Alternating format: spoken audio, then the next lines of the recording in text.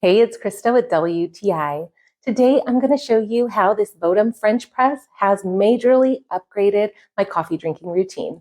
First things first, I've definitely upgraded the flavor of my coffee with this press. Only recently, I learned that coffee beans have a natural oil that enhances their flavor. All these years, I've been using paper filters, keeping those oils from ever making it into my cup.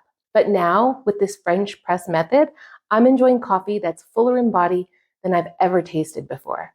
I also love that the French press gives me complete control over the brewing process. I'm able to control the quantity and coarseness of my grind, the temperature of the water that's added, and exactly how long the drink is bloomed and steeped. The size of the 3-cup model has been perfect for my daily use. Cleanup is super easy too. I've gotten into the habit of just cleaning it out while I'm drinking my coffee. And so I just add some dish soap to the carafe, I fill it halfway with water, and then I just plunge the filter a few times to get it back to sparkly clean. With the Bodum French press, I have become the barista that will serve myself nothing but the best coffee. And that's my point of view.